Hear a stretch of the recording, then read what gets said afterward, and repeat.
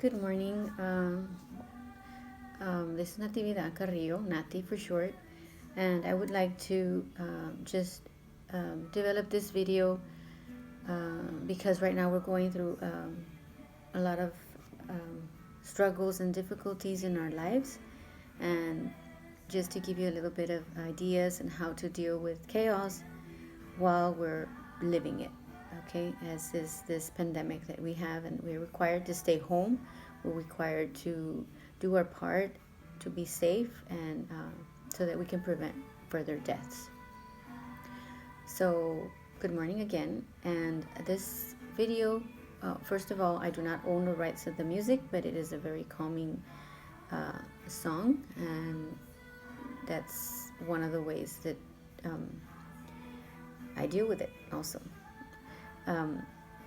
First of all, we have two options, okay? And the way I look at it is, the first one is we deal with it, and we, of course, do our part. We stay home, we stay safe, so that we can save our loved ones. We face this head on, okay? Whether you lost your job, whether you are having difficulties paying bills, we have to still be focused on our families, on us, and we ask ourselves, what is it that we're supposed to learn from this experience, from life? And besides that, we have to be thankful and grateful that we're alive, we're healthy, and those of us that are fighting for our lives, we're praying for you and your families. Always know that you have a skill. No matter if you have lost your job right now, you have a skill. You're born to do something, whether it be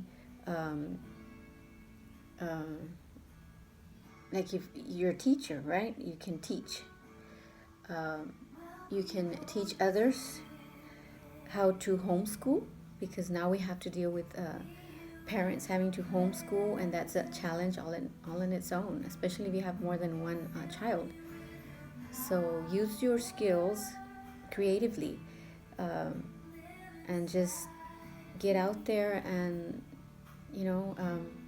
help the world, be part of the solution, and always educate, okay?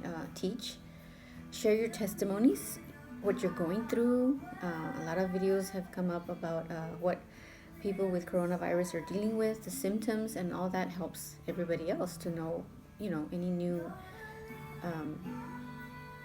new symptoms that are going on, so that we can be on the lookout for it and be more aware, and all of us learn at the same time.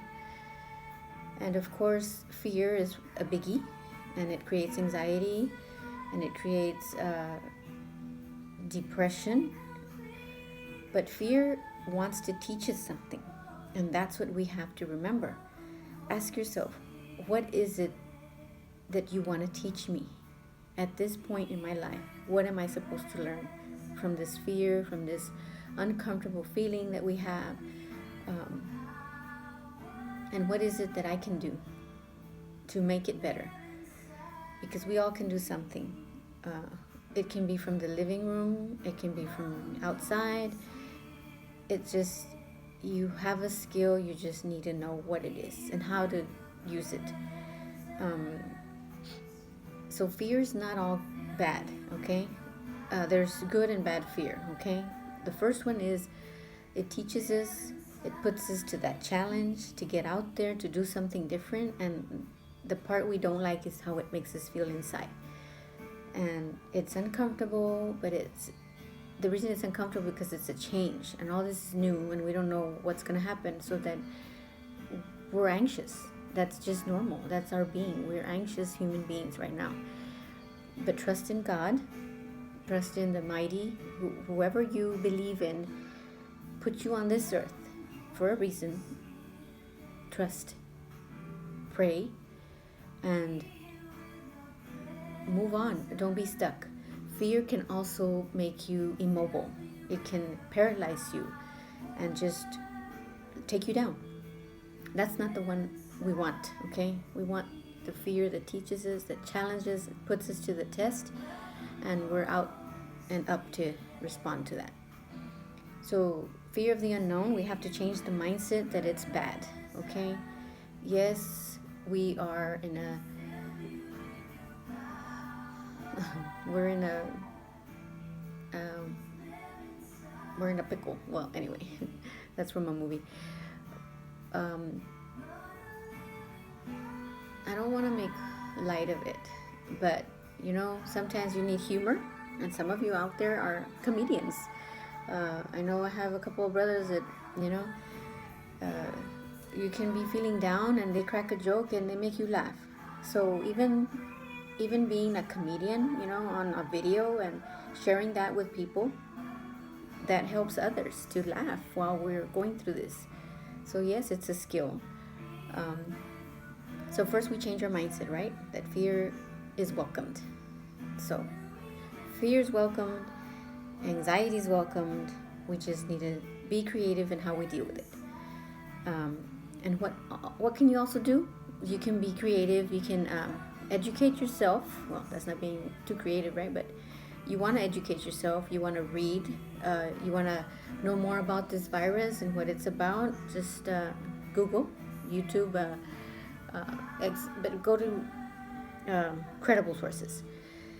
You can move, at home. I know some people are in small apartments, but try to exercise, walk 10-15 minutes. If you're doing homeschooling with your children, take a 10-minute break, take them outside, help them take that mind off the just doing and allow them to have that 10-minute, whether it be drawing or coloring or something different while you do the schooling part. Because just like in school, after 45 minutes or 20 minutes, you sort of lose the audience. You're going to lose your kids. So try to do something different so that you can still get them engaged in what you're teaching them. Get some air, do a little prayer, listen to some music, to their favorite song, let them dance a little bit, and then bring them back to the homeschooling part. You can have them journal, which also serves as a meditation and a coping method to express their feelings. Have them do a diary, every day of how their day is, what was their highlight, what was the worst part of their day, and what are they doing about it, or what can they have done differently. Dance, or have them dance with them. It's also exercise, but don't tell them that, because then they may not do it as willingly. Write a book. If you've always wanted to write, this is your time. Yes, it doesn't give you money right away, but you can start at least writing it down, and then maybe you can find a publisher later on, or somebody that'll edit it for you, and then you send it out. Okay, that's a skill you may have and you don't even know.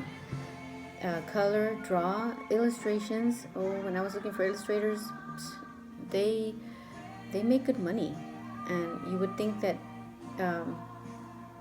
it's like art, right? Well, I tried to draw, but I'm not that. You need practice. You can't just.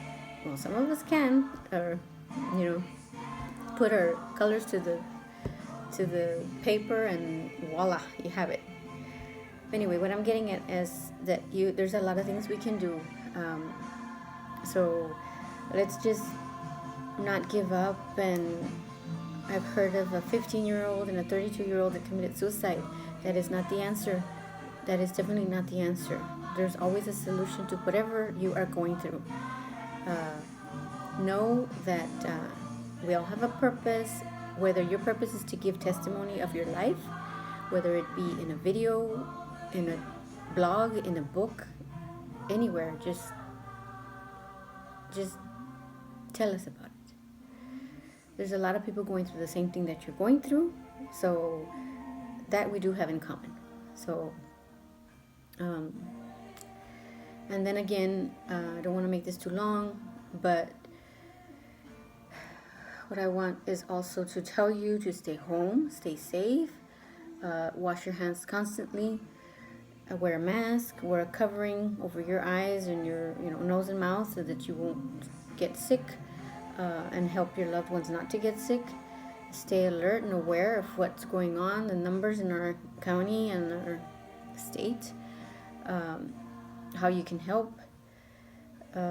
Listen to the news, but do not listen to them all day, because they can paralyze you and then they just give you anxiety. I did that for the first couple of weeks that this started, and I find myself doing nothing and worrying constantly.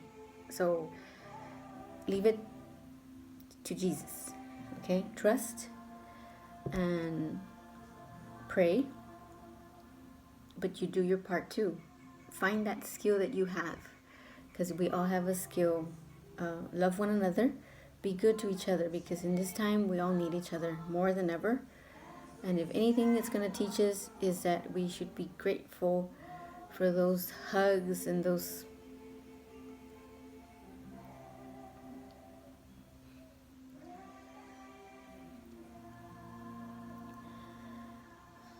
times we had with our family, that you could hug them and kiss them and tell them that you love them. I was thinking about my dad. I haven't seen him in a while. So be grateful, and stay safe. I love you, and I'll be posting later on other ways on coping and movement. It's all to get you motivated to do something, okay?